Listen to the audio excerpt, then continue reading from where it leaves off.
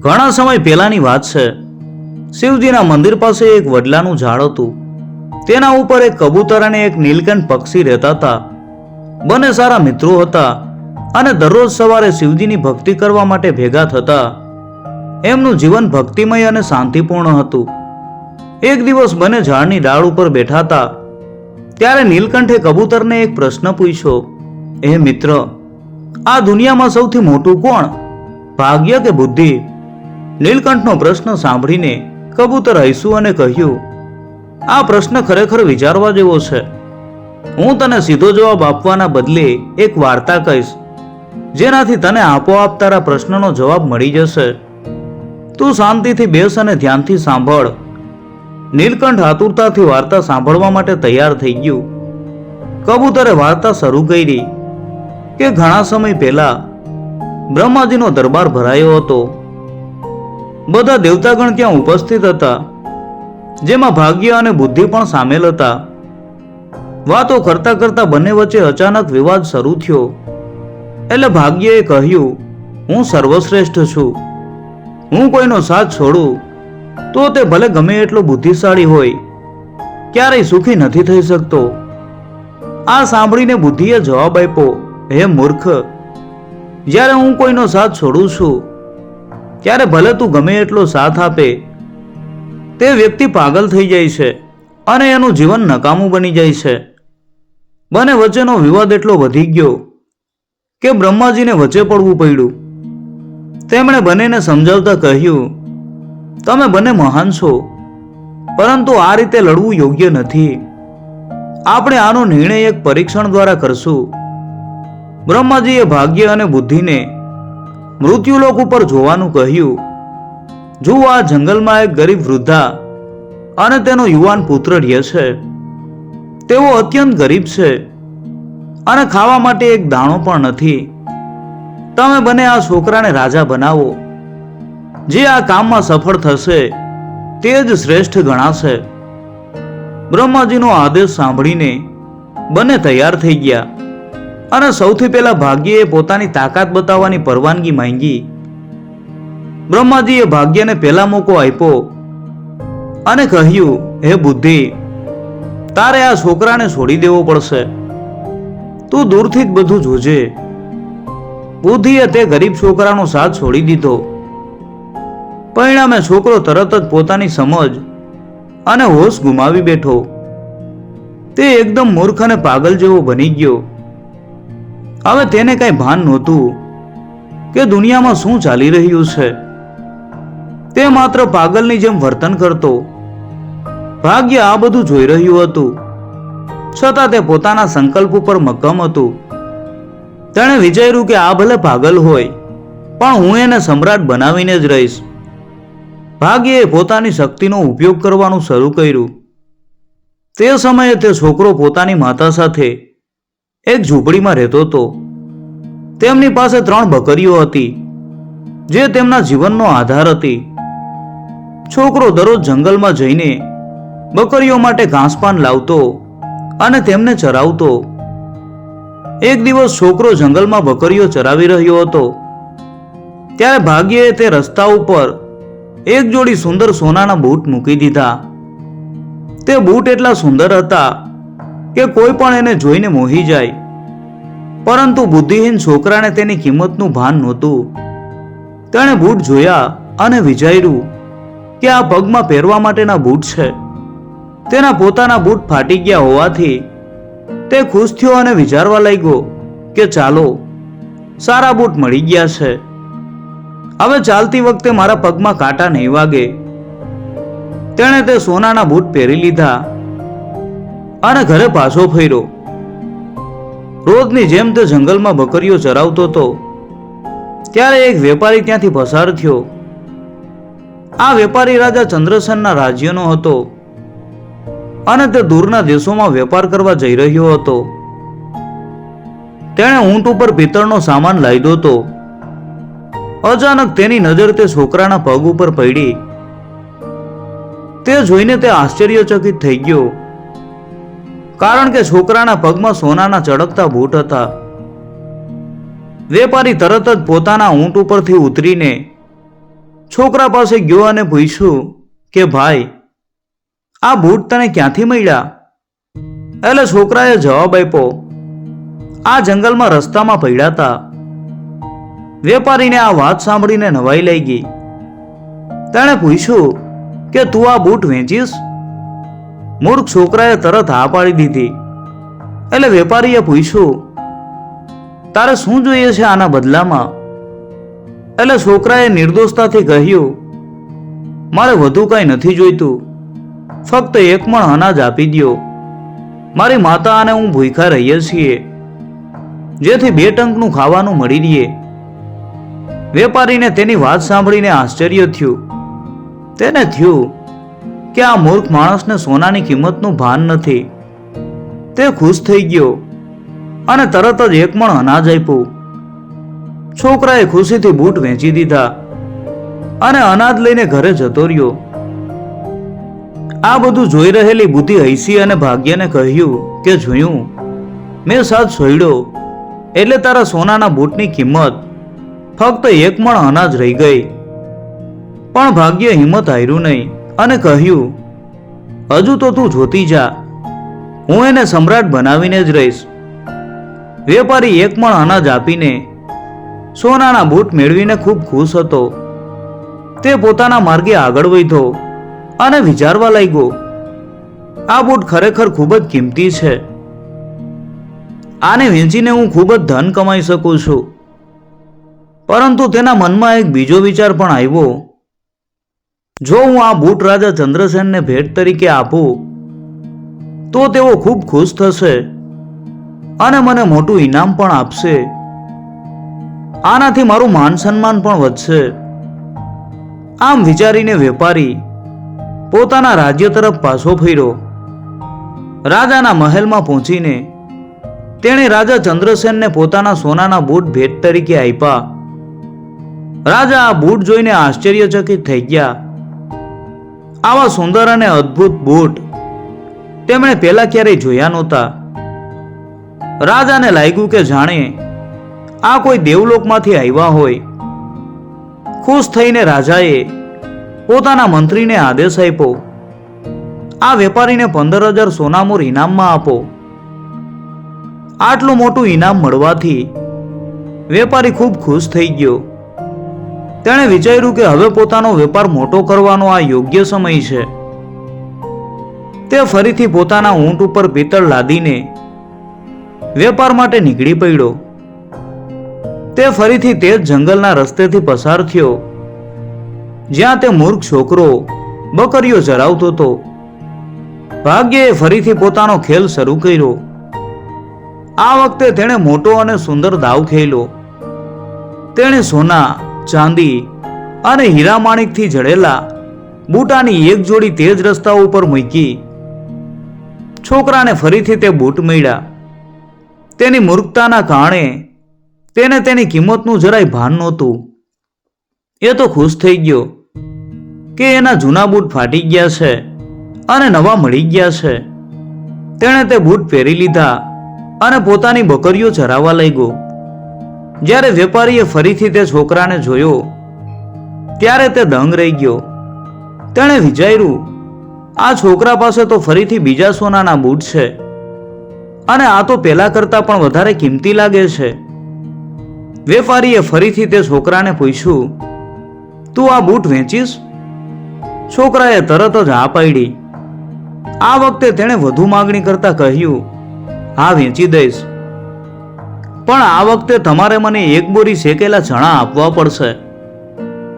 વેપારીને આ સાંભળીને હસવું આવ્યું, પણ તે ખુશ હતો કે તેને આટલી ઓછી કિંમતમાં હીરાજડિત બૂટ મળી રહ્યા છે. તેણે તરત જ 1 બોરી શેકેલા ચણા આપી દીધા અને બીજી જોડી બૂટ લઈને રાજા પાસે પાછો ગયો. રાજાએ આ બૂટ જોયા તો તે ફરીથી ખુશ થઈ ગયા. તેમણે વેપારીને પૂછ્યું કે વેપારી, તું આટલા કિંમતી બૂટ ક્યાંથી લાવે છે? મને સાચું કે. હવે વેપારી ફસાઈ ગયો. તેને સમજાયું નહીં કે શું જવાબ આપવો. તેણે જૂઠું બોલવાનું નક્કી કર્યું કે મહારાજ, દક્ષિણ દેશમાં એક સમ્રાટ છે. હું એમના રાજ્યમાં વેપાર કરવા જાઉં છું ત્યારે તેઓ મને ભેટમાં આવા બૂટ આપે છે. આ સાંભળીને રાજાને તે સમ્રાટ વિશે વધુ જાણવાની ઈચ્છા થઈ. તેમણે વેપારીને એક આદેશ આપ્યો, જેણે વેપારીની મુશ્કેલીમાં વધારો કર્યો.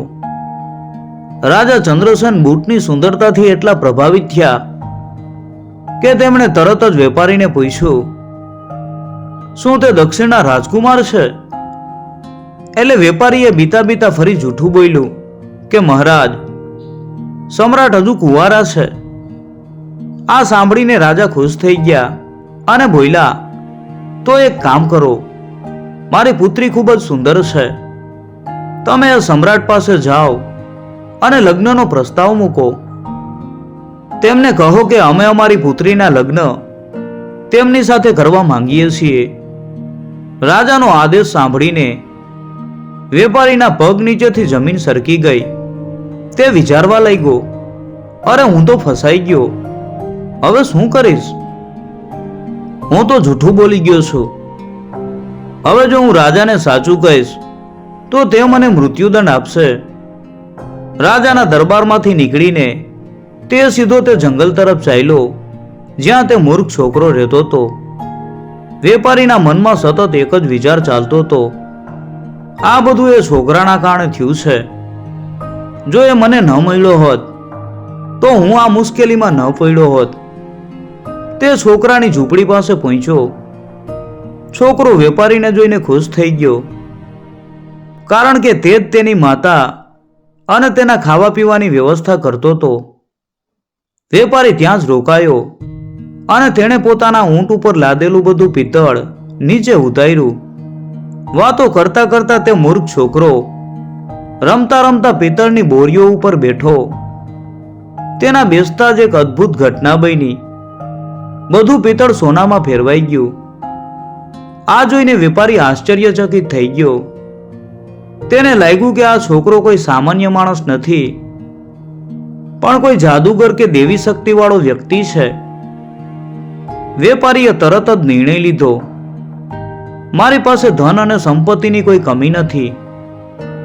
હું આ છોકરાને સમ્રાટ બનાવી દઈશ. હું અહીં એક વિશાળ કિલ્લો અને મહેલ બનાવીશ અને આ છોકરાને તેનો રાજા ઘોષિત કરીશ. હું એનો મંત્રી બનીને અહીં જ રહીશ. આનાથી મારું જૂઠ પણ સાચું સાબિત થશે અને રાજા પણ ખુશ થશે. ભાગ્ય આ બધું જોઈ રહ્યું હતું અને બુદ્ધિને કહ્યું કે જોયું, હું તેને રાજા બનાવીને જ રહીશ. હવે તું જોઈશ કે આજ વેપારી તેને રાજા બનાવશે. વેપારીએ તરત જ કામ શરૂ કરી દીધું. તેણે આસપાસની જમીનો ખરીદી લીધી અને એક મોટો મહેલ બનાવવાનું શરૂ કર્યું. તેણે છોકરા માટે સેના અને નોકર ચાકર પણ રાખ્યા. આ બધું જોઈને તે મૂર્ખ છોકરો કંટાળી ગયો. તેને તો માત્ર પોતાની બકરીઓની જ ચિંતા હતી. તે વેપારીને કહેવા લાગ્યો, આ બધું શું ચાલી રહ્યું છે? આટલી ભીડ કેમ ભેગી કરી છે? તમે તો મારું જીવન બગાડી નાખ્યું. મને મારી બકરીઓ સાથે રમવાનો સમય પણ નથી મળતો. જો મારી બકરીઓ ખોવાઈ જશે તો હું તમને જીવતા નહીં છોડું. વેપારીએ તેની મૂર્ખામી ઉપર ધ્યાન ન આપ્યું. તેને માત્ર રાજા ચંદ્રસેનના ગુસ્સાનો ડર હતો. આખરે મહેલ અને બધી તૈયારીઓ પૂરી થઈ ગઈ. વેપારીએ તે મૂર્ખ છોકરાને શાહી કપડાં પહેરાવ્યા, તેના માથે મુંગટ મૂક્યો અને તેને રાજા જાહેર કર્યો. 6 મહિનાનો સમય વીતી ગયો. વેપારીએ છોકરાને રાજા બનાવવાનું કામ પૂરું કરી દીધું હતું. હવે તે રાજા ચંદ્રસેનના દરબારમાં પાછો ફર્યો. રાજાને જોઈને તેણે નમ્રતાથી કહ્યું કે મહારાજ, મેં તમારા પ્રસ્તાવ વિશે તે સમ્રાટ સાથે વાત કરી છે. તેઓ તમારી પુત્રી સાથે લગ્ન કરવા માટે તૈયાર છે. હવે તમે તમારા પંડિતને મોકલો જેથી તેઓ શુભ મુહૂર્ત નક્કી કરે. રાજા ચંદ્રસેન આ સાંભળીને ખૂબ ખુશ થયા. તેમણે તરત જ પંડિતોને બોલાવ્યા અને તેમને વેપારી સાથે તે નવા સમ્રાટના મહેલમાં મોકલ્યા. વેપારી તેમને છોકરાના મહેલમાં લઈ ગયો અને છોકરાને રાજસી વસ્ત્રો પહેરાવ્યા. છોકરો તો હજી પણ મૂર્ખ જ હતો. તે વેપારીને કહેવા લાગ્યો, આ બધું શું છે? શું આમ લગ્ન થાય? વેપારીએ તેને ગુસ્સામાં કહ્યું, ચૂપચાપ બેસી રહેજે. જો હવે એક પણ શબ્દ બોલ્યો તો રાજા ચંદ્રસેન આપણને બંનેને ફાંસી આપી દેશે. ફાંસીનું નામ સાંભળીને છોકરો ગભરાઈ ગયો અને ચૂપ થઈ ગયો. પંડિતે સગાઈની વિધિ પૂરી કરી અને લગ્નનો દિવસ નક્કી કર્યો. ત્યારબાદ તેઓ પોતાના રાજ્યમાં પાછા ફર્યા. રાજા ચંદ્રસેને જ્યારે સમ્રાટ વિશે પૂછ્યું ત્યારે તેમણે કહ્યું કે મહારાજ, તે સમ્રાટ ખૂબ જ ધનવાન અને પ્રભાવશાળી છે. તેમનો મહેલ સોના ચાંદીથી ભરેલો છે. તે ખરેખર એક મહાન રાજા લાગે છે. આ સાંભળીને રાજાએ લગ્નની તૈયારીઓ શરૂ કરી દીધી. બીજી બાજુ ભાગ્ય આ બધું જોઈને ખુશ થઈ રહ્યું હતું. તેણે બુદ્ધિને કહ્યું કે જોયું, મેં આ છોકરાના લગ્ન રાજાની પુત્રી સાથે કરાવ્યા. હવે તે ખરેખર સમ્રાટ બની જશે. એટલે બુદ્ધિ હસી અને બોલી કે ભાગ્ય, તું બ્રહ્મા છે. તું તો એના મૃત્યુનું ષડયંત્ર રચી રહ્યો છે. તું જોજે, તારા કારણે તે પોતાના પ્રાણ ગુમાવશે. ભાગ્યને બુદ્ધિની વાત સમજમાં ન આવી. લગ્નનો દિવસ આવી ગયો. વેપારીએ છોકરાને વરાજા તરીકે તૈયાર કર્યો. તે એને એક સુંદર રથમાં બેસાડીને જાન સાથે રાજા ચંદ્રસેનના રાજ્ય તરફ ચાલ્યો. જ્યારે જાન નગરના દરવાજે પહોંચી ત્યારે રાજા ચંદ્રસેન પોતાની સેના અને મંત્રીઓ સાથે તેમનું સ્વાગત કરવા આવ્યા. છોકરાએ સામેથી તલવાર અને ઢાલ સાથે આવતી સેના જોઈ એટલે એ ગભરાઈ ગયો. તેને લાગ્યું કે આ લોકો તેને મારવા આવી રહ્યા છે. તે રથમાંથી કૂદીને ભાગવા લાગ્યો. વેપારીએ તેને પાછળથી પકડ્યો અને સમજાવ્યો, અરે મૂર્ખ, આ રાજા તને મારવા નથી આવ્યા, પણ તારા સ્વાગત માટે આવ્યા છે. જો તું આમ ભાગીશ તો એ આપણને બંનેને ફાંસી આપી દેશે. વેપારીની વાત સાંભળીને છોકરો બીતા બીતા પાછો ફર્યો. લગ્નની વિધિ પૂરી થઈ અને રાજાએ પોતાની પુત્રીના લગ્ન તે છોકરા સાથે કરાવ્યા. રાજાને કોઈ પુત્ર ન હોવાથી તેમણે જમાઈને પોતાના મહેલમાં જ રોકાવાનું કહ્યું. રાત્રે રાજકુમારી વહુના વેશમાં સજી ધજીને જમવાનું લઈને પતિના ઓરડામાં ગઈ. તે મૂર્ખ છોકરાએ જીવનમાં ક્યારેય આટલી સુંદર અને ઘરેણાથી સજેલી સ્ત્રી જોઈ નહોતી. તેને બાળપણમાં દાદી દ્વારા કહેવામાં આવેલી રાક્ષસીની વાર્તા યાદ આવી, જેમાં એક રાક્ષસી સુંદર સ્ત્રીનું રૂપ લઈને પુરુષોને ખાઈ જતી હતી. તેને લાગ્યું કે આ પણ કોઈ રાક્ષસી છે જે તેને ખાવા માટે આવી રહી છે. આમ વિચારીને તે ચીસ પાડીને રાજકુમારીને ધક્કો મારીને રૂમમાંથી બહાર ભાગ્યો.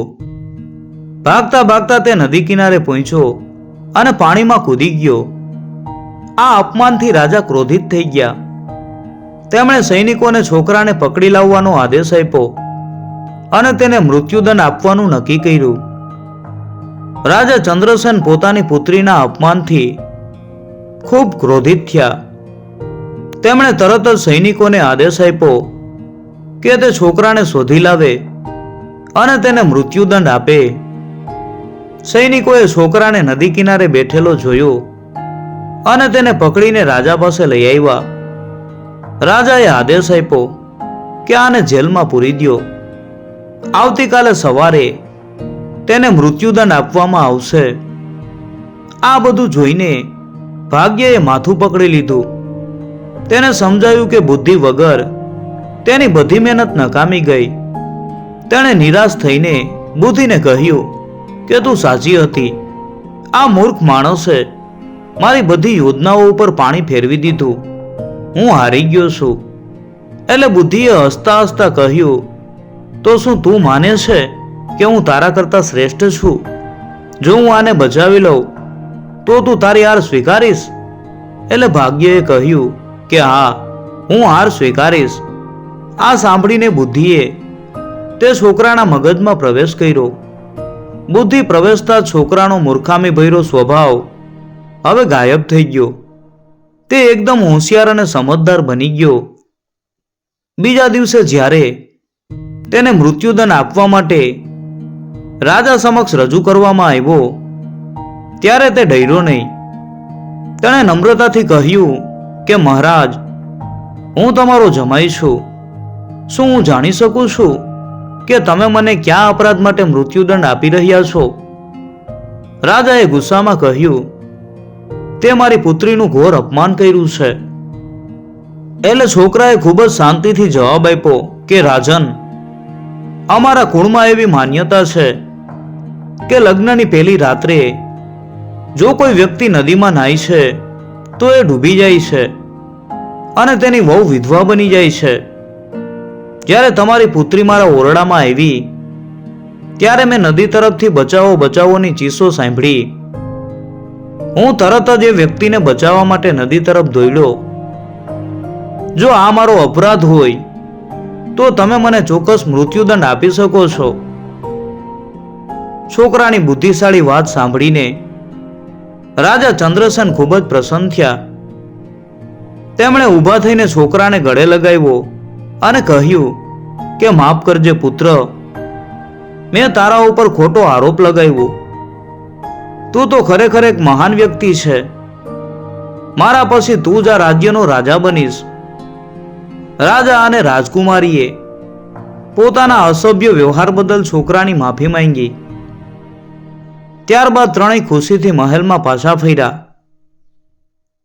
બ્રહ્માજીના દરબારમાં આ દ્રશ્ય જોઈને બધા દેવતાઓ બુદ્ધિનો જય જયકાર કરવા લાગ્યા. ભાગ્યએ હસીને પોતાની હાર સ્વીકારી અને કહ્યું, હા, હું હાર્યો. બુદ્ધિ વિના ભાગ્ય પણ નકામું છે. તું ખરેખર મારા કરતા શ્રેષ્ઠ છે.